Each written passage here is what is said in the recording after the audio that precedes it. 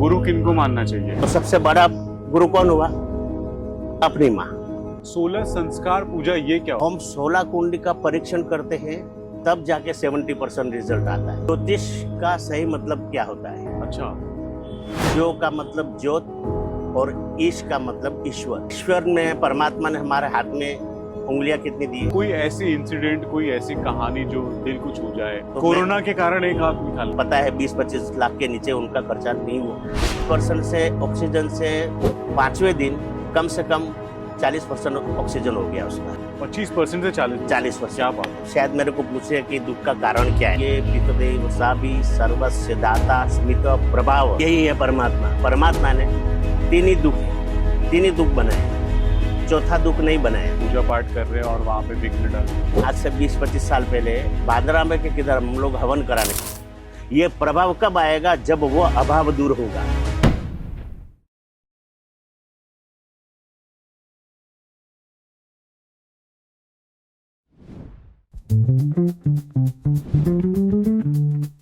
Hello, हाय, क्या हालचाल, नमस्कार। मैं आशीष सोनकर आज लेकर आया हूँ आशीष सोनकर शो, जिसमें हमारे गुरुजी हैं हितेश शर्मा जी।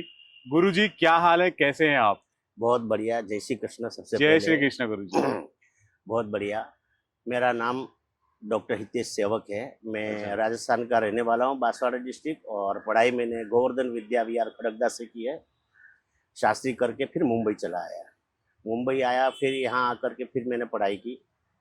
फिर 2014 में मैंने एस्ट्रोलॉजी में पीएचडी की। अच्छा। हाँ जी। और ऐसे ही बस तभी से आज 36 साल हो गए मेरे को ये पूजा पाठ और हिंदू धर्म में जो 16 संस्कार है, वो 16 संस्कार का कर्म करते करते मेरे को 36 साल हो गए जी। आप मुझे बताइए कि कुछ आपके एक्सपीरियंसेस, जैसे आप एस्ट्रोलॉजी में क्या क्या देखा है आपने, मतलब कुछ अपना अनुभव बताइए गुरुजी। देखो, पहले तो ज्योतिष का सही मतलब क्या होता है? अच्छा। ज्यो का मतलब ज्योत और ईश का मतलब ईश्वर। यह ईश्वर की बनाई हुई रोशनी है, वो क्या कभी बात है। अंधकार नहीं फैलाती है। क्या बात है। हाँ जी। और ज्योतिष, न्यूमरोलॉजी मतलब 9 यानी कि न्यूमरोलॉजी, 10 मतलब एस्ट्रोलॉजी। मेरे सवाल बड़ा खटक रहा था मुझे। जी। 16 संस्कार पूजा ये क्या होता है गुरुजी, इसके बारे में? 16 संस्कार पूजा मतलब गोद भराई से लेकर के जन्म से लेके मरण तक में 16 संस्कार आते हैं। जैसे कर्णवेद हो गया, नाग छेदन हो गया, है ना। जब अन्नपाशन करवाते हैं, जीभ पर शहद से ओम लिखाते हैं, जी जी, है ना।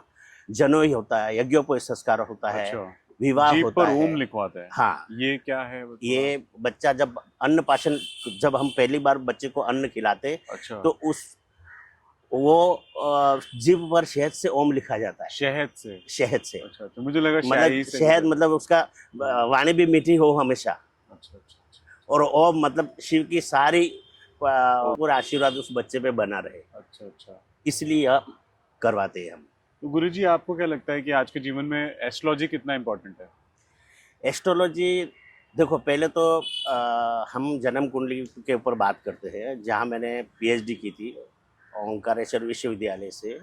हमारे तो हमारी जो मैडम जो है, जो हेड मास्टर बोल सकते हैं आप, तो उन्होंने मुझे यही सवाल किया था कि एस्ट्रोलॉजी मतलब मेरा पहला क्वेश्चन ही यही आया था कि कर्म से भाग्य को निर्धारित करें।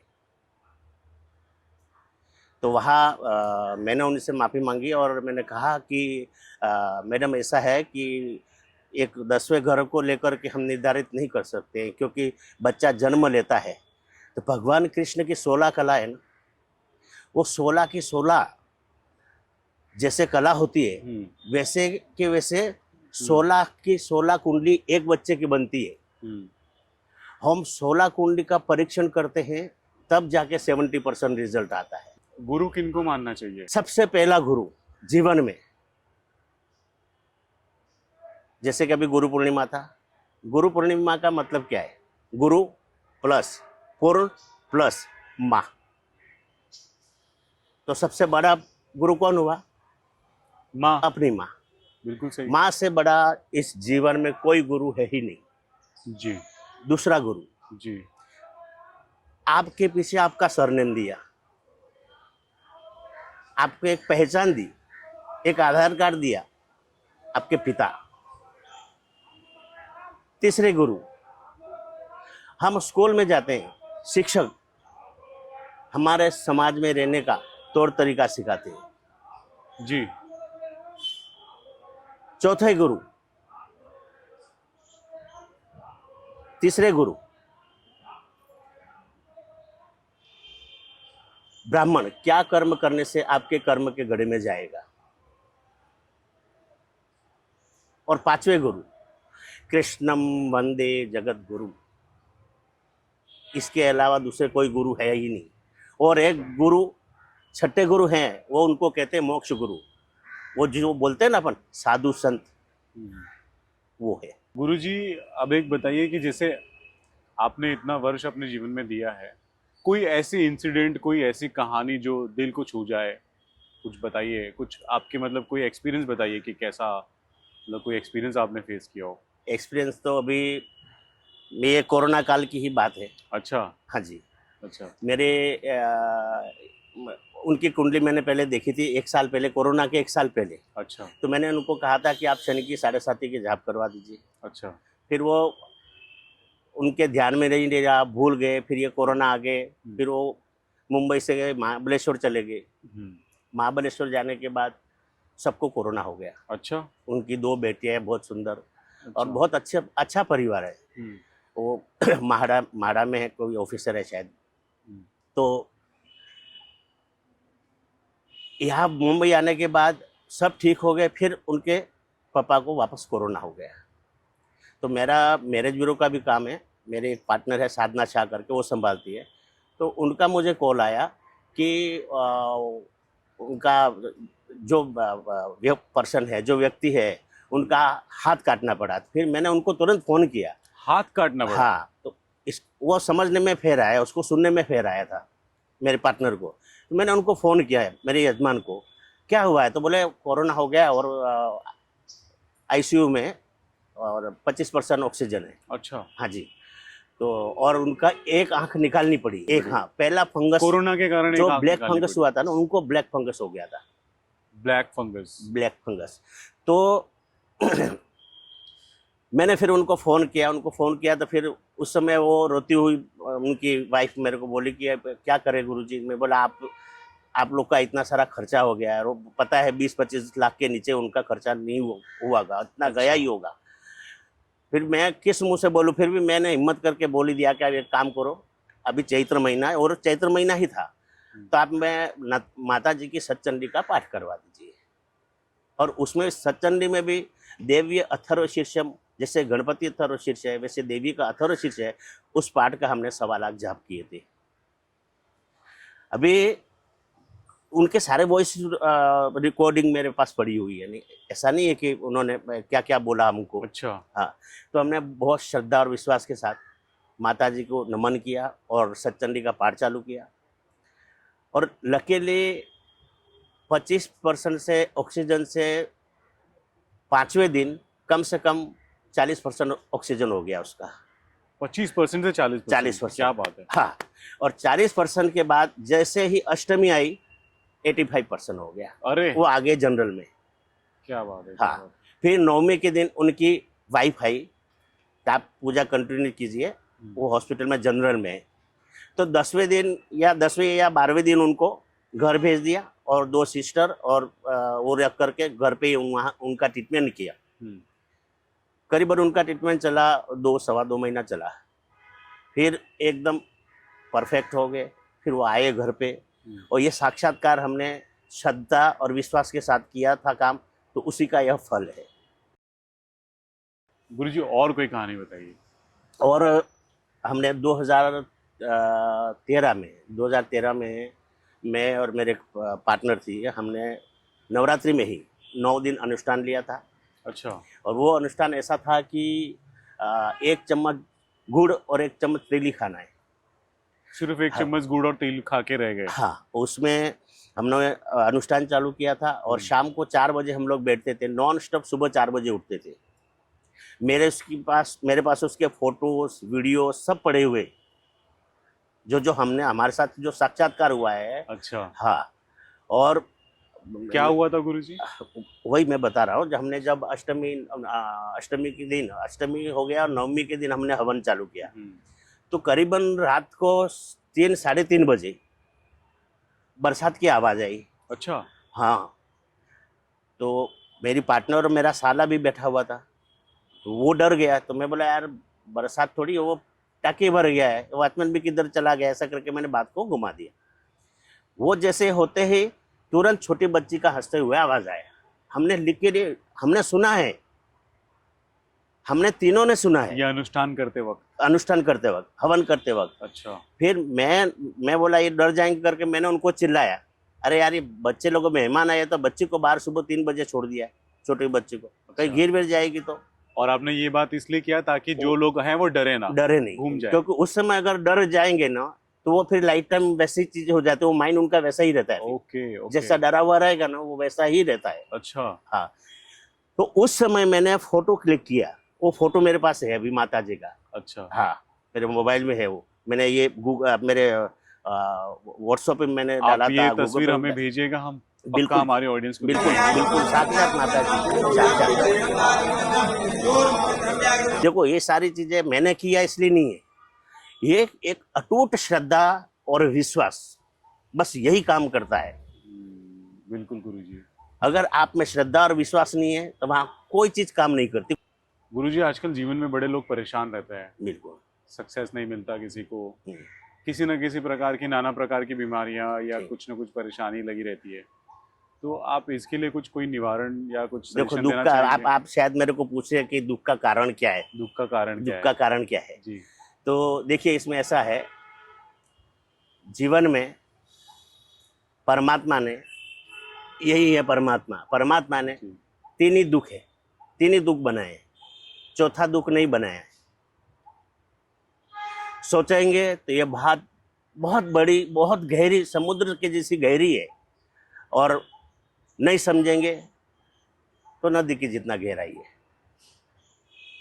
और भी नहीं समझेंगे तो तालाब की जितना गहराई है। निवारण क्या है गुरुजी? हाँ, निवारण पहले तो वो कारण तो जानिए, निवारण बात की बात है। बिल्कुल सही बात। ये है क्या दुख का मतलब कहाँ से आ रहा है? सही सही।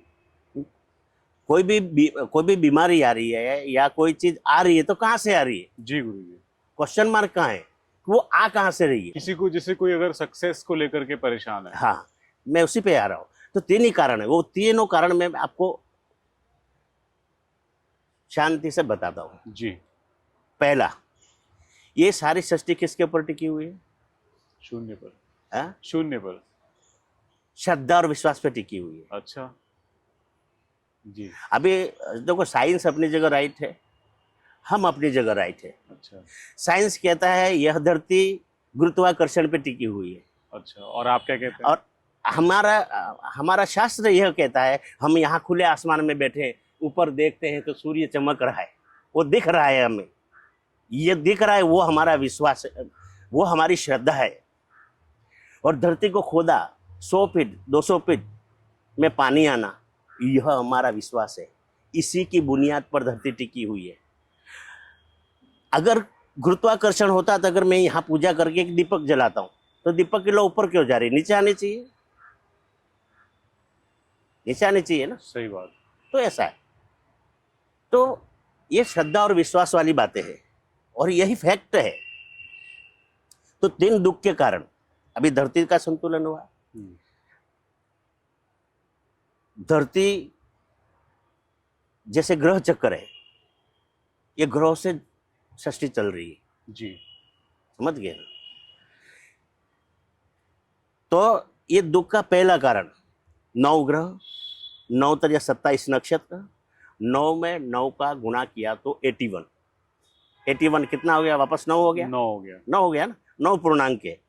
81 क्या है? घर का वास्तु है। आज हम शमशान भूमि में बैठे, यहाँ पे भी वास्तु का अधिकार है।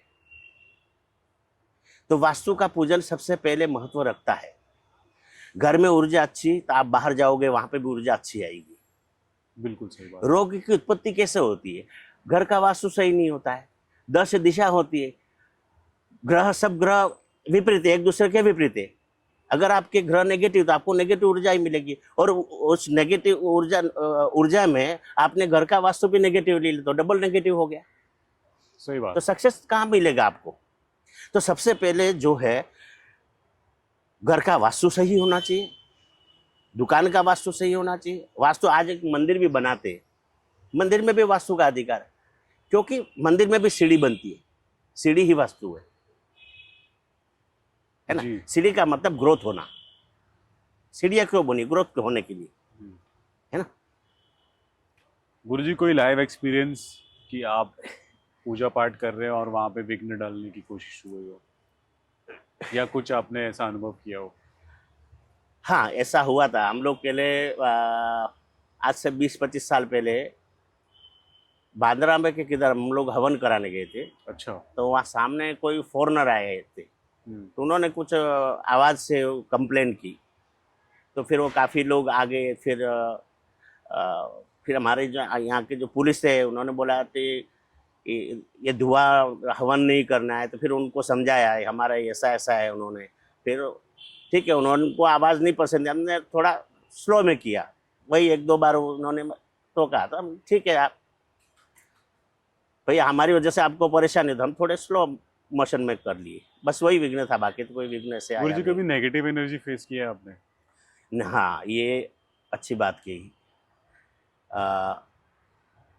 नेगेटिव एनर्जी पे बाद में जाते हैं, अपना सब्जेक्ट अधूरा रह गया है। पहला कारण बताया है जी जी प्लीज। दुख का। जी, दुख का पहला कारण। हाँ, दूसरा कारण सुखाय पितरन कुलवृद्धि कीर्तन रक्तोत्पलाभन इह रक्त नेत्रान मदीय यज्ञ पितदेव साबी सर्वस्य दाता स्मित प्रभाव। ये प्रभाव कब आएगा, जब वो अभाव दूर होगा। और सारी दुनिया सारी सृष्टि, मैं तो कह रहा हूँ कि सारी सृष्टि दुख का कारण सबसे बड़ा है अपने पितृ। देखो, इत्र मित्र और पितृ, जो इत्र काम करता है ना वो कोई काम नहीं करता है, जो पितृ काम करते हैं ना वो कोई काम नहीं करता है, क्योंकि ईश्वर ने, परमात्मा ने पितृ को ही आगे करके भेजा हुआ है हमारे सामने। तो इसलिए कहते हैं सुखाय पितरन कुलवृत्ति कीर्तन। आपको सुखी रहना है तो आपके पितरों को सही जगह बिठाओ। जी गुरुजी। दूसरा दुख का कारण। तीसरा कारण, यही 3 है दुख के कारण। अगर ये तीनों सही ना तो आपको दुनिया में कोई नहीं हरा सकता है, आपका दुख का कारण कोई रहेगा ही नहीं, ये मैं गारंटी के साथ कह सकता हूं। तीसरा कारण कौन सा है, मई धासी देवी दिता अखिल शस्त्र सारा दुर्गा सी दुर्ग भवसागर नौर संघा श्रीकेट बहार हृदय कृता दिवासा गौरी त्वमेव शशिमोल कृतः प्रतिष्ठा। हमारी प्रतिष्ठा तब बनेगी जब हमारे कुल की देवी की प्रतिष्ठा हो, क्योंकि हमारे सारे कुल की रक्षा तो वही करती है। जी। तो ये मेरे हिसाब से, मेरे शास्त्र के अनुसार ये दुख के कारण 3 ही है, चौथा नहीं है। गुरुजी नेगेटिविटी के बारे में प्लीज बताएं, कभी नेगेटिव एनर्जी आपने फेस किया हो या कुछ नेगेटिव एनर्जी के बारे में? फेस किया है मैंने, तो देखा ही है। अच्छा। मैंने तो देखा है, लेकिन वो शायद मेरा जो भी कह सकते हो, मेरा गांव में मैं 4th स्टैंडर्ड में था, तो हम लोग सेवक है, हम राजस्थान से 1000-2000 साल के पुराने जो मंदिर है उनके पुजारी है। अच्छा। हाँ जी। तो हमारा जो मंदिर था अढ़ाईश्वर महादेव मंदिर नाम है। हमारे कहावत है वहाँ की, एक मन्नत मांगते तो आपको बिगर मांगे 2.5 मन्नत देते हैं। और वैसे भी भोलेनाथ जी तो भोले, वो कभी कुछ क्या देंगे आपको कुछ नहीं पता चलेगा। सही बात, बिल्कुल सही ये बात फैक्ट है, मैंने सब देखा हुआ है। जी जी जी। तो मैं वहाँ भोलेनाथ की पूजा करने जाता था। नीचे शमशान भूमि थी अच्छा। और बीच में नदी थी छोटी, हाँ। तो पार करके हमको जाना होता था। तो हम लोग क्या, बिलपत्र ने सब वो मिट्टी का मटका रहता जी, है उसमें भरते थे, वो जी। भर के मैं नीचे ले आता था। और मैं उस समय बहुत डरता था। मैं दुकान में कोई सामान मंगाना है ना तो 6 बजे के पहले हो तो मैं जाता था, नहीं तो नहीं जाता था। इतना अच्छा। मैं डरता था, क्योंकि मेरे को ऐसे चेहरे दिखे थे। क्या क्या थे वो चेहरे? लाल साड़ी वाली स्त्री देखी थी मैंने। अच्छा। हाँ, हकीकत। अब उस समय मैं बच्चा था, लेकिन वो मेरा भ्रम था। लेकिन आज भी मुझे विश्वास है कि कहीं ना कहीं वो माता जी ही थी। तो माता जी होना मतलब तो पॉजिटिव है, नेगेटिव क्या है पॉजिटिव है। गुरुजी? नेगेटिव ये है कि फिर यहाँ बॉम्बे आया, मैं चला आया। बॉम्बे आया तो बॉम्बे हम लोग पहले यहाँ संगम थिएटर हुआ करती थी, वहाँ हम पिक्चर देखने आए। ये बात है 97 की। हम्म, जेबी नगर ओम नगर में हम लोग रहते थे। ओम नगर से हम लोग वहाँ संगम में थिएटर देख कर लास्ट सो गए। तो जेबी नगर में ये गार्डन था, क्या नाम था गार्डन का, गोइनका हॉल के पहले, हाँ पीरामल गार्डन था। Pyramid garden. हाँ, तो हम लोग जा रहे थे, मैं, मेरा दोस्त था और मेरा छोटा भाई था। तो वहाँ घुंघरू की आवाज़ आई और औरत ऐसे दौड़ के गई। मेरा जो दोस्त है वो तो नीचे गिर भी गया, हम लोग भी भागे हम्म, और बहुत विशाल रूप ले लिया था। तो हम डर गए। इसलिए मैं कहता, देखो भूत है तो भविष्य भी है, सच है तो झूठ है। बिल्कुल सही देखो बात। आप अगर नेगेटिव है तो पॉजिटिव है। अभी मैं एक चीज बोल रहा, चलो आप सब सत्य बोल रहे हो, लेकिन मैं अकेला अगर झूठ नहीं बोलूंगा तो आपके सच का वैल्यू भी तो नहीं है ना।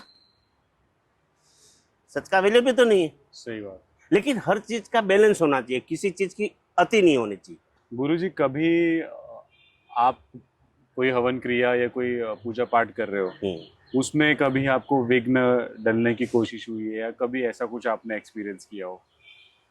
हाँ किया था, गांव में पहले बहुत बड़ा यज्ञ हुआ था। वो आपस में अलग अलग मेजोरिटी वाले लोग रहते हैं, तो उसमें थोड़ा विघ्न आ गया था। स्पिरिचुअल विघ्न स्पिरिचुअल विघ्न नहीं आया, कभी नहीं आया, कभी कभी फेस नहीं नहीं आया, किया आपने? कभी नहीं आया, कभी नहीं आया। अच्छा, कोई कहानी बताइए गुरुजी जो आपको लगती है कि ये शेयर करनी चाहिए, जिससे लोगों का धर्म की तरफ ज्यादा आकर्षण हो। बिल्कुल बिल्कुल, देखो धर्म की तरह आकर्षित हो, ये हमने यहाँ पे हमारे राजस्थान में ही बहुत गर्मी का समय था हम्म, और लक्ष्य ठंडी हुई थी। हम्म, हम लोग, मैं यहाँ से बॉम्बे से गया था, वहाँ पे 70 नंबर कुंड का मैं आचार्य था। अच्छा, हाँ जी, और उसी समय मेरी नई नई शादी हुई थी। अच्छा, और सभी ब्राह्मण और हम तपोधन ब्राह्मण हैं। और मेरे कुंड पे जो पटेल बैठा था, वो उसकी कुवैत में 4 भाई है, चारों भाई कुवैत में काफ़ी सक्षम है। और वो बंदा सुबह 4 बजे उठ करके श्वेत फूल होता है ना अर्क का, उसका 12 ज्योतिर्लिंग बनाता था और पूजा करता था सुबह 4 बजे, 9 पति पत्नी। अच्छा, हाँ, उसकी इच्छा थी कि मेरे कुंड पे तपोधन ब्राह्मण ही आए, सेवक ही आए। अच्छा, और लकीली मैं ही उनके सामने चला गया। क्या बात है।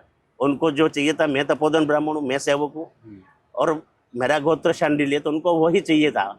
वो थोड़ा पूजा पाठ का नॉलेज था, उसको सब जानने वाला था, खुद भी रुद्री पाठ ने सब खुद ही कर लेता था।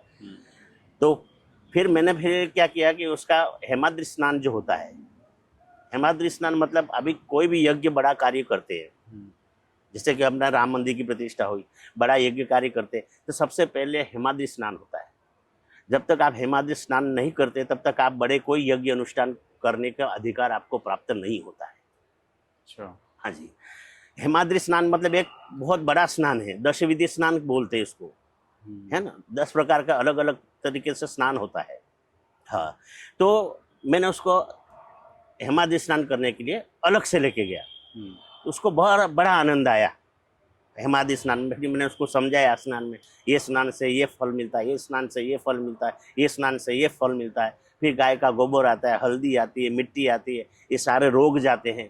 हेमाद्रि स्नान से सारी चीज, चर्म रोग, बहुत सी चीजें जाती है। अच्छा, हाँ, तो ये उसको बोलते हैं हेमाद्रि स्नान। तो हमने हेमाद्रि स्नान किया, फिर यज्ञ चालू हुआ। फिर बहुत धूप थी, बहुत धूप थी। और जिस दिन पूर्णाहुति हुई लक्षचंडी की, 7वें दिन, इतनी धूप के लोग मतलब पानी के लिए तरस रहे थे, ऐसी मैंने खुद भी देखा है ये। फिर क्या हुआ, वो पटेल ने क्या किया मुझे कि सबको दक्षिणा दी, मेरे को उसने अलग से दक्षिणा दी और 3 क्विंटल गेहूँ, ये आपको लेके ही जाना। मैं बोला भाई अभी मेरे को कल आज जाना है बॉम्बे, अब इतना गेहूँ मैं उठा के कहाँ लेके जाऊँ। वो बोले आपको ले जाना है और आपको घर पे ले जा खाना है, लेकिन मैं नहीं ले जा पाया। मैं वो गेहूँ बेच दिए और वो पैसा लेकर के यहाँ आके उसका अनाज खरीद लिया। तो ऐसा साक्षात्कार हुआ है। आज भी मैं जाता हूँ, मिलते हैं, बहुत अच्छे लोग हैं वो। गुरुजी, कोई आपका भक्त जिसके आने से आपके जीवन में बहुत ज़्यादा प्रभाव पड़ा हो? हाँ, कोई आपका ऐसा भक्त जिसके आने से आपके जीवन में बहुत ज़्यादा प्रभाव पड़ा हो? देखो मेरे तो जितने वक्त मिलते हैं मैं वही प्रभाव समझता हूँ। जितने मिले उतने शक्तिपीठ और कम है। ज्योतिर्लिंग क्या है गुरुजी? हैं? शक्तिपीठ और ज्योतिर्लिंग क्या है? हाँ, शक्तिपीठ जो है वो माता जी के एक एक अंग घिरे हैं और उसमें 10 इम्पोर्टेंट अंग है जिसको 10 महाविद्या कहते हैं। 10 महाविद्या में विद्या को जरा विस्तार से बताइए। हाँ, उस टॉपिक पे आएंगे। उसमें सब क्रम से लेंगे ना तो बहुत सारी चीज़ें हैं उसमें।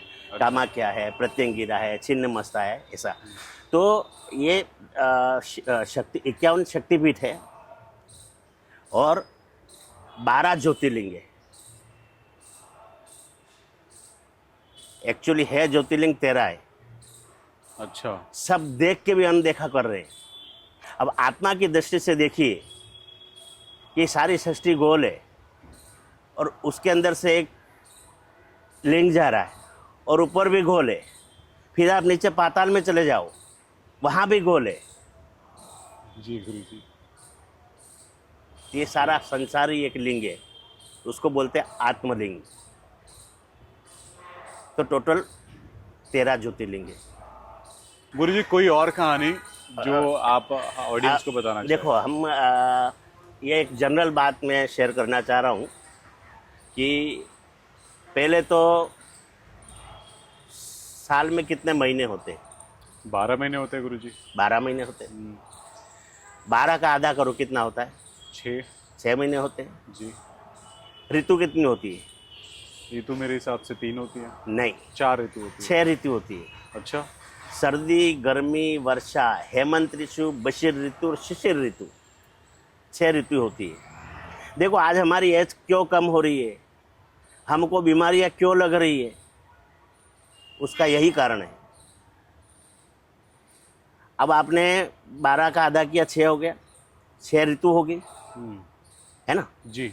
और हर 2 महीनों में वो ऋतु के अनुसार हवा, पानी, मौसम सब कुछ चेंज होता है। बिल्कुल। उसके अनुसार हमको खाना खाना चाहिए, उसके अनुसार हमको भोजन करना चाहिए, उसके अनुसार हम अगर चलते हैं। आज मैं भी बता रहा हूँ लेकिन नहीं चल पा रहे, बता रहा हूँ लेकिन चल नहीं पा रहे, है ना? तो इसीलिए हमारी उम्र कम हो रही है और बीमारियां ज़्यादा बढ़ रही है। पहले के लोग देखो कैसे थे और अभी उम्र में क्यों फर्क पड़ गया, जी गुरुजी। है ना? तो ये हर 2 महीने में मौसम चेंज होता है। वैसे वैसे अगर हम चेंज होते हैं तो बहुत कुछ जीवन में चेंज होता है और बीमारी का कारण भी यही है। भाई खाने से ही होगा ना बीमारी तो जी। हम तो डुप्लीकेट तो खा ही रहे हैं और ऊपर से और डुप्लीकेट आ गया, यूरिया, डीएपी है। कहाँ से आएगा फिर वो एनर्जी कहाँ से मिलेगी आपको, जो ओरिजिनल खाद है ही नहीं। जी गुरुजी। तो सबसे पहले तो मैं तो ये मैसेज देना चाहता हूँ सबको कि सबसे पहले आप खाद ओरिजिनल यूज़ करो। जब तक आप खाद ओरिजिनल यूज़ नहीं करोगे, वो जो उगेगा वो आपके अंदर जाएगा और वही पशु पक्षी के उसमें जीव में जाएगा। ये तो बढ़ावा तो हम ही दे रहे हैं ना। जी गुरुजी। गुरुजी, और कुछ अगर आपको शेयर करना हो, आपका एक्सपीरियंस हमारी ऑडियंस के साथ? शेयर तो मुझे भाई अपने सनातन धर्म ने बहुत कुछ दिया हुआ है, बहुत कुछ। जितना सोचोगे उतना मिल सकता है, मिलता है, मिल रहा है। जैसे कि सबसे पहले तो हमको अपने आप को सुधारना है। आज संस्कार क्यों कम हो गए? क्यों? क्योंकि माँ बाप उतना गाइड नहीं कर पा रहे। माँ बाप वो बच्चों को समझा नहीं पा रहे। आज दूसरे के पास बच्चों को जाना पड़ रहा है। पहले ही सिखाना चाहिए, सबसे पहले उठो तो धरती माँ को प्रणाम करो, माँ बाप के पैर छुओ, हाँ, भगवान के पैर छुओ। सुबह उठते ही पहला काम गायत्री का जाप करके सरस्वती को नमस्कार करके स्कूल जाना चाहिए। यहाँ से चेंजेस आते हैं। अध्यात्म जो धर्म है, हाँ। जो हमारा इंडियन कल्चर है, हम्म। उससे शायद जो आज का ज़माना है वो थोड़ा दूर होते जा रहा है, ऐसा कुछ आप कहना हाँ, चाह रहे हैं? ऐसा तो दूसरे लोग ले रहे हैं हमारा संस्कार, अच्छा, हम उनका अपना रहे हैं, ये बड़े शर्म की बात है ना। हमारी जो धार्मिक लाइफ है हाँ, वो क्योंकि कोई और मैं accept कर रहा है। फॉरेन भी गया हूँ, पूजा पाठ कराने जाता हूँ, वहाँ देखता ही हूँ ना। जी। हाँ,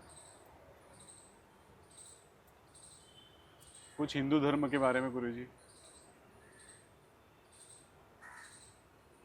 हमारा हिंदू धर्म वो हमारे सबसे धर्म की सर्वश्रेष्ठ धर्म कौन सा है?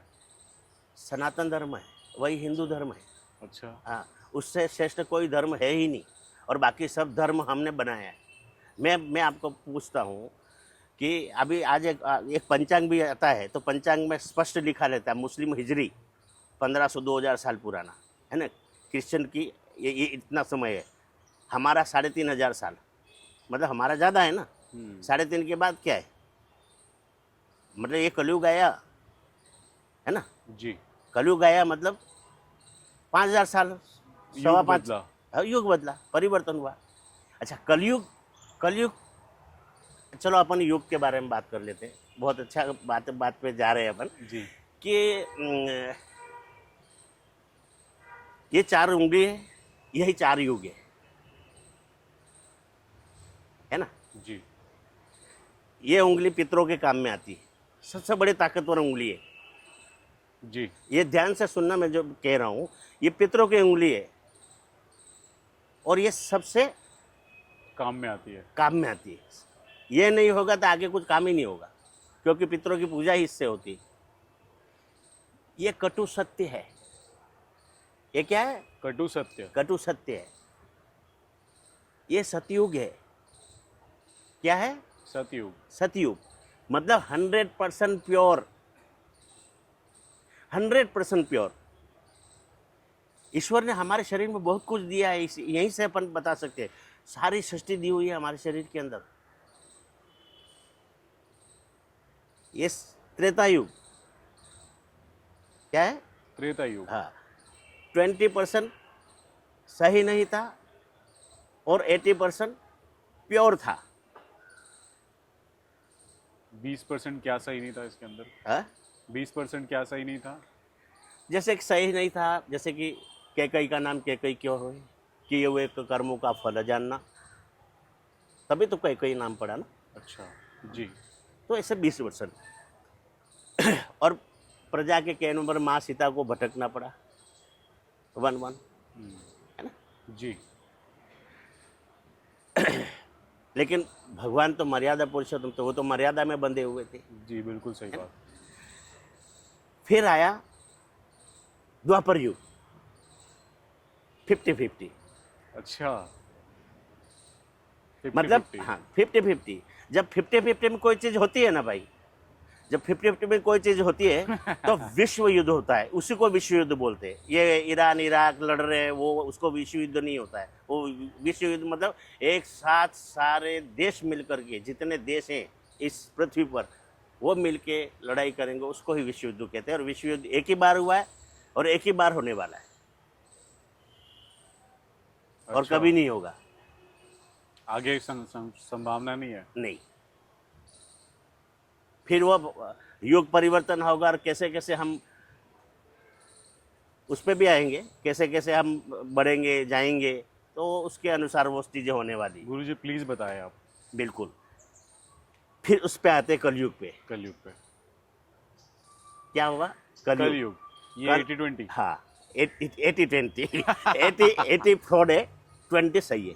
अच्छा। हाँ। 80% कलयुग में फ्रॉड है और 20% सही मैं है। सारी सृष्टि की बात कर रहा हूँ, हम खाली सनातन अपने धर्म अपनी इस भारत भूमि को लेके नहीं कह रहा हूँ, अच्छा।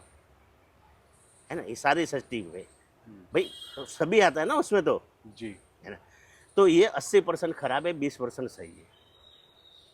ओके। कलयुग। अच्छा, कल देखा है आपने? नहीं। कल आएगा नहीं, युग जाएगा नहीं, क्योंकि बहुत बड़ा लग रहा है हमको, लेकिन सबसे छोटा है। 4,32,000 साल सबसे छोटा युग है। अब ये चारों भाई थे। कौन थे? भाई। भाई थे। अब मैं ये जो बताने जा रहा हूँ, आप बड़ा गौर से सुनिए। ये चारों भाई थे, तो ये भोलेनाथ जी ने सोचा कि क्यों नहीं चारों युग की परीक्षा ली जानी चाहिए। जी।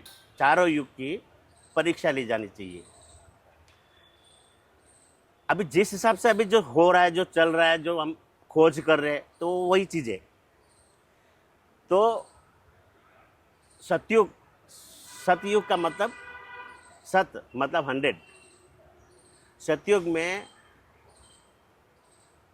100 फीट की हाइट होती थी। कितनी होती थी? 100 फीट की हाइट। हाँ, और हजारों साल जिंदगी होती थी। अच्छा। हाँ, अब 100 का आधा करो, 50 साल। है ना। तो त्रेता में अभी कहावत है ना, रावण भी कितना हाइट था, जी। है ना। जी। तो उस समय 50 से लगभग उतनी हाइट थी और 10,000 साल उम्र थी। जी। क्योंकि 10,000 साल राज्य की नहा लक्ष्मी कांता आरती में भी आता है हमारे, है ना। मतलब 10,000 साल जिए तभी तो आया है ना। बिल्कुल सही बात। हाँ, तो अच्छा 50 का आधा करो, 25 हो गया। ये आ गया 25। द्वापर में अभी देखो घटोत्कच की हाइट क्या थी? 25 फुट थी। ऐसे हाइट वाले भी लोग थे, कहने का मतलब 25 और उम्र 1,000 साल। 1000 साल की उम्र। फिर यहाँ 80-20 हो गया। 25 का भी आधा हो गया। 25 का आधा करो, 12.5 फीट। 12.5 फीट, ठीक है। 8-9 फीट के अपने महाराणा प्रताप थे।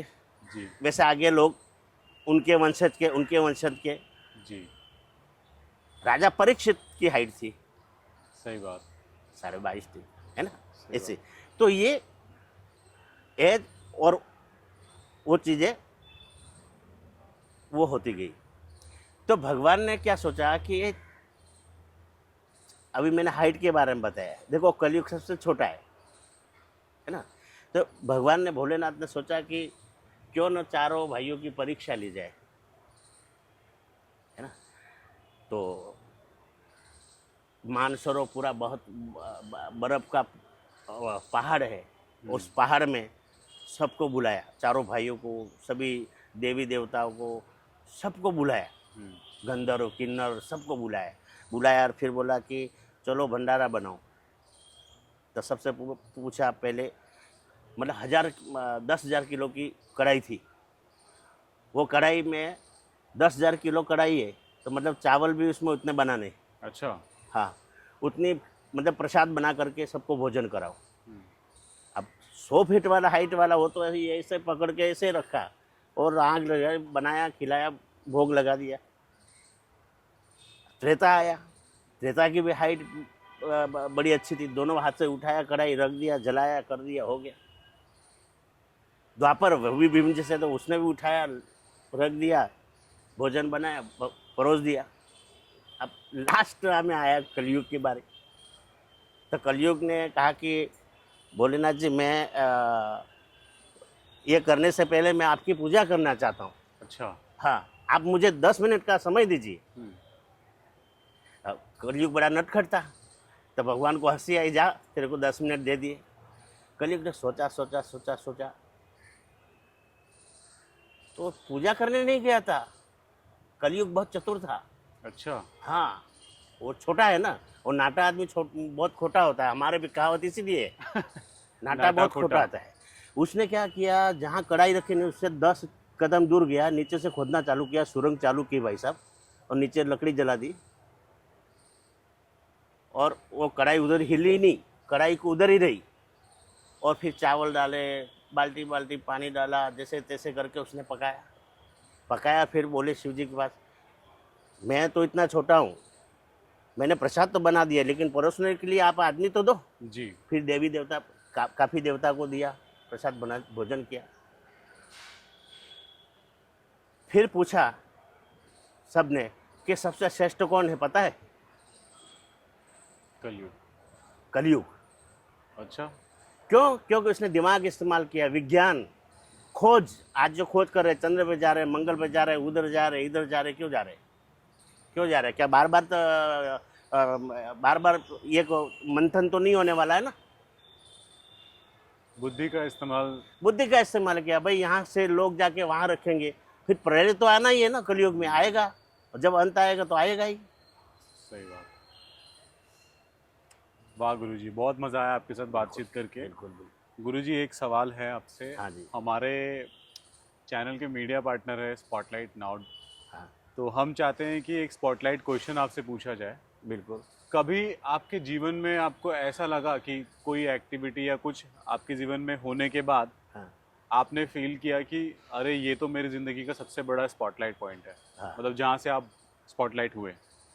वो जो मैंने वो अनुष्ठान किया ना, जो माता जी वाला, जी। वो मैं अनुष्ठान मेरे को एकदम, आज भी मैं सोचता हूँ तो तुरंत नींद में खड़ा हो जाता हूँ, क्योंकि वो एक बहुत बड़ा एक्सपीरियंस था, एक बहुत बड़ा साक्षात्कार था। अच्छा। और उससे बड़ी दक्षिणा, मैं अगर दक्षिणा बोलता है, कोई पूछता है मुझे कि तुम दक्षिणा लोगे क्या, मैं ना बोलता, मैं दक्षिणा नहीं लेता भाई, जी।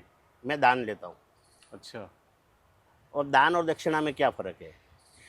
हम सोचते हैं मंदिर में जाते हैं, पंडित जी को पैसा चढ़ाते हैं, भगवान को पैसा चढ़ाते हैं। भगवान को पैसा चाहिए क्या? भगवान तो सारी सृष्टि को देते हैं, उनको क्या चाहिए?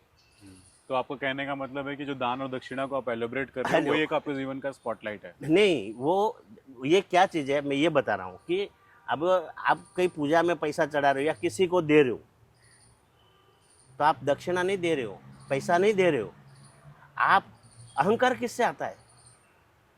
रावण को अहंकार कैसे आया? सोने की लंका से आया, जी। है ना? अहंकार आया ना। तो अहंकार का जन्म जहाँ होता है, तो हम जो दक्षिणा चढ़ाते हैं ना, हम भगवान को कहते हैं, हे भगवान, यह मेरा अहंकार है, मैं आपको अर्पित कर रहा हूँ।